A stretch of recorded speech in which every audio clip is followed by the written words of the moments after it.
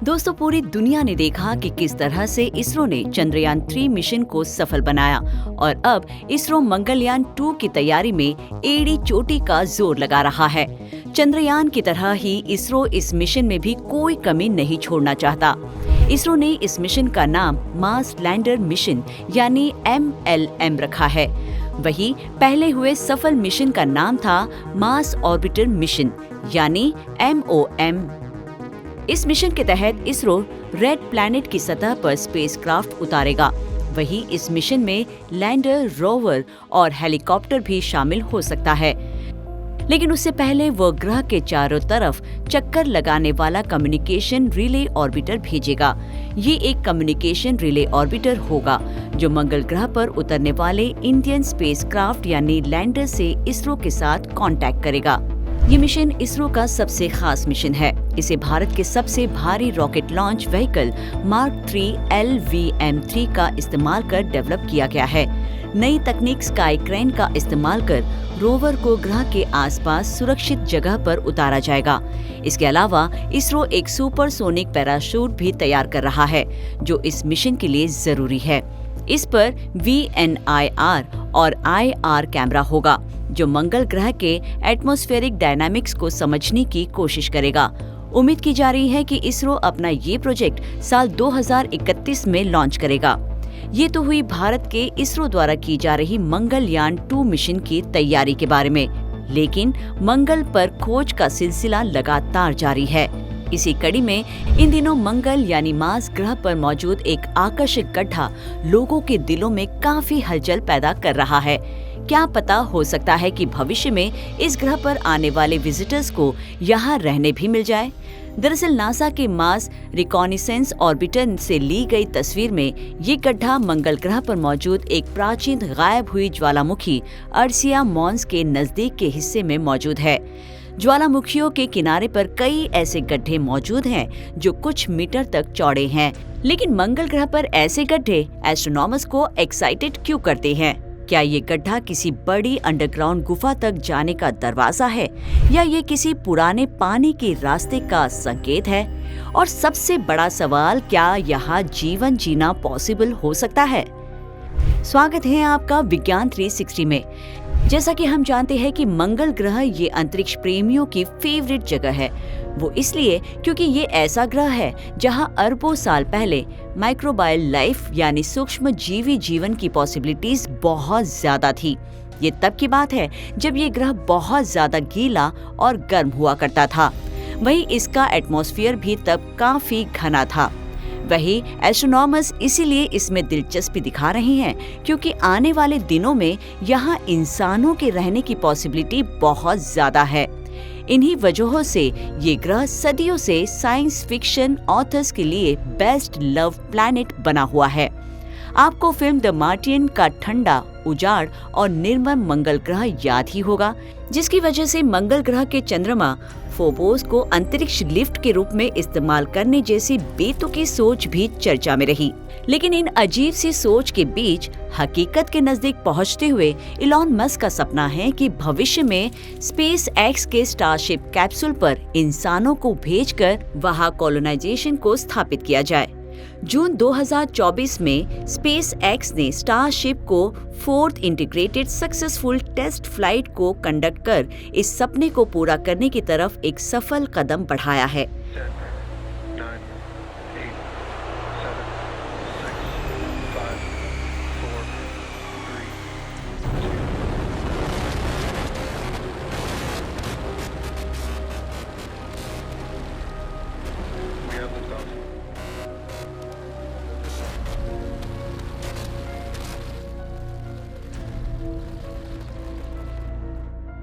मंगल ग्रह को लेकर famous planetary astronomer Carl Sagan ने लिखा था, मंगल ग्रह एक तरह का पौराणिक क्षेत्र बन गया है जिस पर हमने अपनी सांसारिक उम्मीद और डर को प्रोजेक्ट कर दिया है।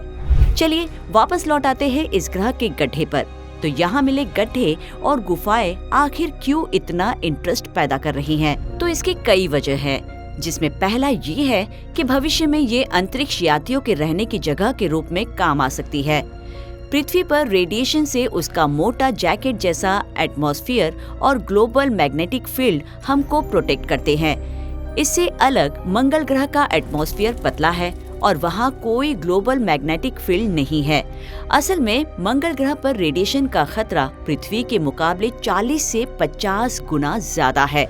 तो ऐसे में इस तरह की अंडरग्राउंड गुफाएं एस्ट्रोनॉट्स को रेडिएशन से जरूरी सुरक्षा देने का काम कर सकती है। दूसरा कारण है कि एस्ट्रोनॉमर्स के लिए ये एक अच्छा पिट स्पॉट हो सकता है, क्योंकि इनमें पहले के एस्ट्रोबायोलॉजिकल लाइफ के सबूत हो सकते हैं और कौन जानता है सूक्ष्म जीवी जीवन आज भी वहाँ पनप रहा हो। ये गड्ढा इसलिए दिलचस्प है क्योंकि ये कई ऐसे सवाल उठाता है जिसका कोई जवाब नहीं। क्या ये गड्ढा एक बड़ी अंडरग्राउंड गुफा में जाकर खुलती है या फिर ये कोई गहरी लावा की ट्यूब हो? एक्टिव वोल्केनो से निकलने वाले गर्म पिघले लावा की नदियां हवा के कांटेक्ट में आने पर जमने लगती हैं। जब पूरी तरह से ऊपर की परत सख्त होकर मोटी परत बन जाती है तो आपको एक ट्यूब मिलती है। एक बार विस्फोट यानी इरप्शन बंद हो जाने पर इस तरह के चैनल में मौजूद सारा लावा बाहर निकल जाता है और आपको एक लावा ट्यूब मिलती है। ऐसी लावा ट्यूब पृथ्वी के साथ साथ चंद्रमा पर भी मौजूद है। अगर ऐसे ट्यूब का ऊपर का हिस्सा कोलैप्स हो जाता है तो हमें लावा ट्यूब में एक स्काई लाइट यानी रोशनदान मिलता है, जैसा कि हम अर्सिया मॉन्स की तस्वीर में देख रहे हैं। दूसरी रिमोट पॉसिबिलिटी ये है कि शायद ये गड्ढे उन जगहों की ओर खुलते हैं जहां अरबों साल पहले मंगल पर अंडरग्राउंड नदियां बहती थी, जब ये ग्रह ज्यादा गीला और गर्म था और इसीलिए ये हैबिटेबल बना था। गर्म नर्म वातावरण बैक्टीरियल ग्रोथ के लिए बेस्ट होते हैं और माइक्रोबायल लाइफ के पनपने के लिए एक्टिव वोल्केनो के बहते गर्म पानी से बेहतर जगह और क्या हो सकती है। प्लैनेटरी जियोलॉजिस्ट को अभी तक नहीं पता कि ये गड्ढे कितने गहरे हैं, लेकिन अगर ये छोटी खाई निकली तो ये एक बहुत ही बुरी खबर होगी। लेकिन अगर ये एक बड़ी अंडरग्राउंड गुफा की तरह खुलता है तो ये भविष्य में मंगल ग्रह में रहने वालों को रेडिएशन की बमबारी से बचा सकती है। खैर, जब कोई जमीनी या हवाई रोबोट असल में वहां जाकर इन गड्ढों की खोज नहीं करता, तब तक हम सिर्फ अटकलें ही लगा सकते हैं। तो तब तक हम मंगल ग्रह के गड्ढों की इस पहेली के कुछ ठोस जवाबों का इंतजार करते हैं। मंगल हमारे सोलर सिस्टम में बुध के बाद दूसरा सबसे छोटा ग्रह है और इसका आकार पृथ्वी से लगभग आधा है। ये ग्रह हमारे सोलर सिस्टम के सबसे ज्यादा खोजे गए बॉडीज में से एक है और फिलहाल इस पर पूरी तरह से इंसानों द्वारा भेजे गए रोबोट रहते हैं, जिनमें नया है नासा का परसिवियरेंस रोवर और इंजेन्यूटी हेलीकॉप्टर। मंगल ग्रह के वातावरण का करीब 96% हिस्सा कार्बन डाइऑक्साइड से बना है। इसके पास आलू के आकार के 2 चंद्रमा है। एक का नाम है फोबोस और दूसरे का नाम है डीमोस, यानी डर और खौफ। इस लाल ग्रह के चंद्रमाओं के ये नाम रोमन युद्ध के देवता के नाम पर रखे गए। लेकिन क्या आप जानते हैं कि मंगल ग्रह लाल क्यों है? मंगल ग्रह की मिट्टी में मौजूद आयरन मिनरल्स ऑक्सीडाइज या जंग खा जाते हैं, जिससे मंगल की सतह और एटमॉस्फेयर नारंगी लाल रंग का हो जाता है। मंगल की सतह पर बर्फ जमने वाली ठंड है। इसका औसत तापमान -60 डिग्री सेल्सियस है, जिसकी वजह से इसका पतला एटमॉस्फेयर होता है जो गर्मी को रोक कर नहीं रख सकता। इसीलिए मंगल ग्रह पर खोजा गया ये नया होल ग्रह पर आने वाले फ्यूचर एस्ट्रोनॉट्स के लिए एक इंसुलेशन चेंबर की तरह काम कर सकता है। लेकिन ये तो समय ही बताएगा कि किस हद तक ये हो पाता है। इस खबर पर क्या है आपकी राय? कमेंट कर हमें जरूर बताएं। विज्ञान से जुड़ी ऐसी ही इंटरेस्टिंग खबरों को जानने के लिए हमारे चैनल विज्ञान 360 को सब्सक्राइब करें और बेल आइकन को प्रेस करना ना भूलें।